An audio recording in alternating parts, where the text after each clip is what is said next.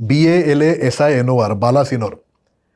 ह्या बालासिनोरचं महत्त्व काय आहे, तर बालासिनोर ही भारतातली सर्वात मोठी डायनोसॉर साईट आहे.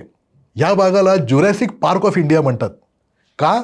तर ह्या सगळ्या बालासिनोर आणि आसपासच्या गावांमध्ये डायनोसॉरचे मॅक्झिमम अवशेष सापडलेत.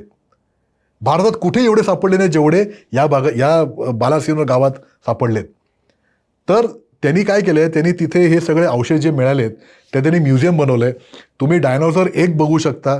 त्या म्युझियममध्ये त्यांनी डायनोसॉरच्या प्रतिकृती उभारलेत. वेगवेगळे जे डायनोसॉर स्पीशीज त्या भागात मिळायचे, काही काही टिपिकल इंडियन स्पीशीज आहेत जे नर्मदेच्या खोऱ्यात तेव्हा मिळायचे त्यांना, तर त्याचे त्यांनी प्रतिकृती उभारलेत. त्यांनी त्या म्युझियममध्ये पूर्ण हिस्ट्री दिली आहे की डायनोसॉर कसे मिळायचे तिथे, त्यांचं त्या काळात लाखो वर्षांपूर्वी तिथे कसं एन्व्हायरमेंट होतं आणि त्यांचा नाश कसा झाला. अप्रतिम अशी इंटरॅक्टिव्ह म्युझियम तिथे बनवली आहे. तिथे एक व्हर्च्युअल रियालिटी थिएटर आहे, जे तो अनुभवही खूप वेगळा आहे.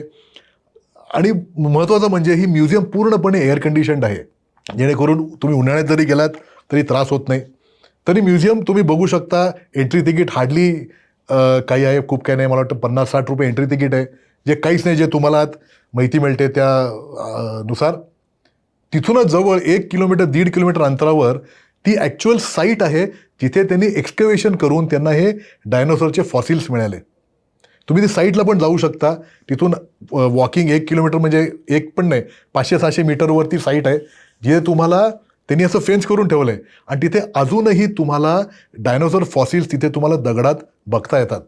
म्हणजे मणक्याचा एक बोनचा तुकडा असेल, दातात किंवा जॉचा एक बोनचा तुकडा असेल, तो अजूनही तिथे त्या दगडात फॉसिल रूपात तुम्हाला बघता येतो.